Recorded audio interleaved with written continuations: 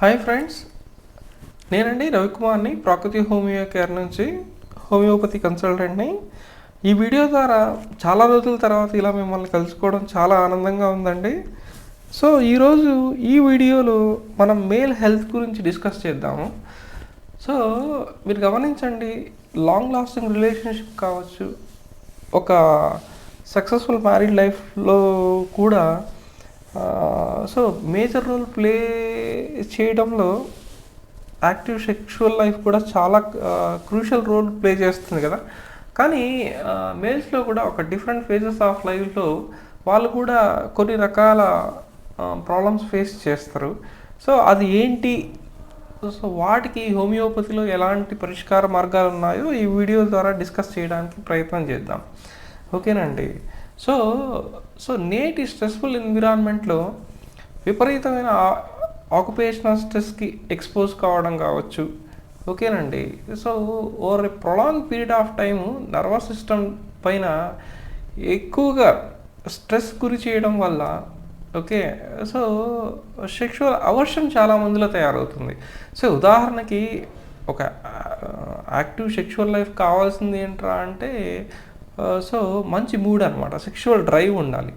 But ఏంట్రా అంటే దైనందిక జీవితంలో ఉన్న స్ట్రెస్లో అలాంటి మూడే రావట్లేదు, యాక్టివ్ సెక్షువల్ డ్రైవ్ ఉండట్లేదు. సో కాబట్టి ఫస్ట్ ఆఫ్ ఆల్ ఈ మూడ్ స్టిమ్యులేట్ చేయాలి కదా, ఒక పాయింట్. నెక్స్ట్ యాక్చువల్ సెక్షువల్ లైఫ్లో యాక్చువల్ సెక్షువల్ ఎంగేజ్మెంట్ జరగాలనుకోండి, వాళ్ళల్లో వాళ్ళ రెస్పెక్టివ్ ఆర్గాన్స్లో ఎటువంటి హెల్త్ కన్సర్న్స్ ఉండకూడదు. సో కొంతమందిలో ఏంట్రా అంటే మేల్ రీప్రొడక్టరీ ఆర్గాన్లో కావచ్చు, ఎయిదర్ వాళ్ళ రెస్పెక్టివ్ పార్ట్నర్ది కావచ్చు అండి.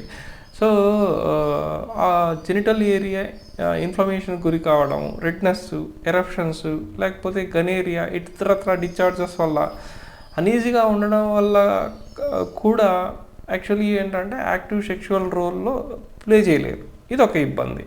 సో ఒకటి ఫస్ట్ మూడ్ లేకపోవడం, ఇంకొకటి రెస్పెక్టివ్ జెనెటికల్ ఆర్గాన్స్లో సో ఇబ్బంది ఫేస్ చేయడం. అది వచ్చి ఏంటి, ఎరప్షన్స్ వల్ల కావచ్చు, ఇన్ఫ్లమేటరీ కండిషన్స్ వల్ల కావచ్చు, అఫెన్సివ్ డిశ్చార్జెస్ కావచ్చు. ఇటువంటి ఇబ్బంది వల్ల యాక్టివ్ రోల్ ప్లే చేయకపోవడం ఇంకొకటి. నెక్స్ట్ ఎస్పెషలీ మేల్స్లో సో ఇది వరకు ఎర్లియర్ లైఫ్లో యాక్టివ్గా సెక్షువల్ లైఫ్లో ఎంగేజ్ అయినా కూడా ఒకానొక ఫేజ్లో ఏమవుతుందిరా అంటే ఎరెక్టైల్ డిస్ఫంక్షన్ రావడం. ఓకేనండి. యాక్చువల్లీ ఏంట్రా అంటే male reproductive organ it cannot grow into its fullest form అనమాట. సో అంటే పూర్తి స్థాయిలో ఎరెక్షన్స్ పొందలేకపోవడము. ఓకేనండి. సో పెద్దగా సెక్షువల్ యాక్టివిటీ లేకపోయినా ప్రిమేచర్ ఎజాక్యులేషన్ కావడం, ఓకే, ఇలాంటి ఇబ్బంది ఫేస్ చేస్తున్నారు.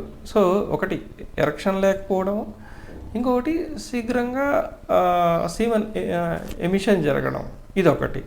సో ఇలాంటి ప్రాబ్లమ్స్ అంటే ఇక్కడ ఏంటంటే prolong period of stressful environment వల్ల నర్వస్ సిస్టమ్ పైన బర్డన్ కావడం వల్ల కూడా ఇలాంటి సెక్షువల్ వీక్నెసెస్ ఏర్పడుతుంది. అలాగే జెనెటికల్ ఆర్గాన్ సంబంధించిన హెల్త్ ఇష్యూస్ ఉన్నా కూడా ఈ ఇబ్బంది ఏర్పడుతుంది అన్నమాట.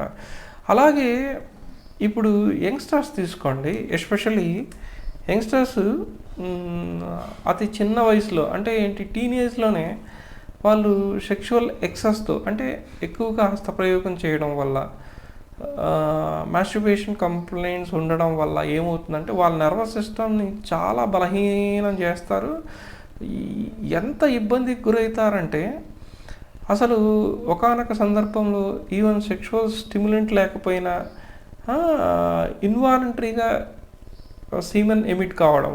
మరి చూడండి, పెద్దవాళ్ళలో కూడా సరే బాగా నర్వస్ సిస్టమ్ వీక్ అయిన వాళ్ళు ఈవెన్ టాయిలెట్కి వెళ్ళినప్పుడు కాస్త స్ట్రెయిన్ అయినా కూడా, కాస్త బౌల్ మూమెంట్స్ హార్డనింగ్గా వచ్చినప్పుడు కూడా, కాస్త ముక్కినా కూడా అసలు మేల్ రీప్రొడక్టివ్ ఆర్గాన్ నుంచి సీమన్ డిశ్చార్జెస్ వెళ్ళిపోవడం, దీన్ని స్పెమటోరియా అంటాం అన్నమాట.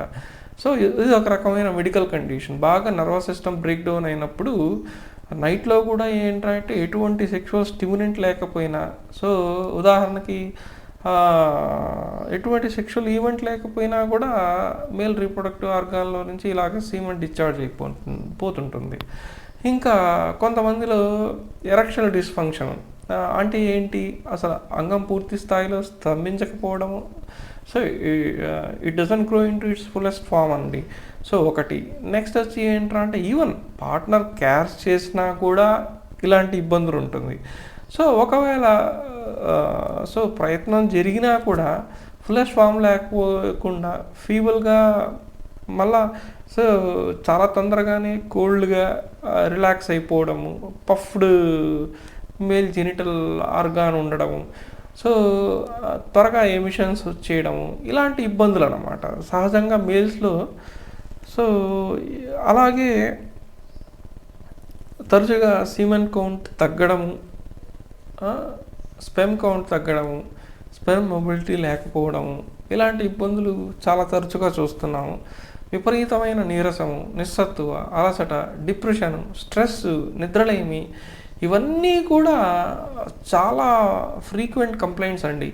వీటిలో హోమియోపతికి మనకు హోమియోపతిలో ఈ respective problems, whether it could be erectile dysfunction కావచ్చు, ఎర్లీ ఎజాక్యులేషన్ కావచ్చు, సీమెన్ కౌంట్లో ఇబ్బంది కావచ్చు, మొబిలిటీలో ఇబ్బంది కావచ్చు, లేకపోతే విపరీతమైన స్ట్రెస్, యాంగ్జైటీ, నిద్రలేమి, దానివల్ల క్రానిక్గా హెల్త్ ఇష్యూస్ గురి కావడం, ఏదైనా సరే హోమియోపతిలో మనకు పూర్తి స్థాయిలో మెడిసిన్స్ ఉన్నాయండి. సో మీకు ఇలాంటి రెస్పెక్టివ్ కంప్లైంట్స్కి ఫోన్ చేసి మాట్లాడాలంటే ఎదురుగా స్క్రీన్ మీద నా నెంబర్ ఎలాగో ఉంది, దానికి ఫోన్ చేసి మీరు మాట్లాడితే డీటెయిల్ కేస్ స్టడీ తీసుకున్న తర్వాత అసలు యాక్చువల్ కాజెస్ ఏంటి, వాటికి లైన్ ఆఫ్ ట్రీట్మెంట్ ఏంటో అన్నది స్పష్టంగా చెప్పడం జరుగుతుంది. ఐ హోప్ ఈ వీడియో మీలో ఎంతో కొంతమందికి ఉపయోగంగా ఉంటుందని నేను భావిస్తున్నాను.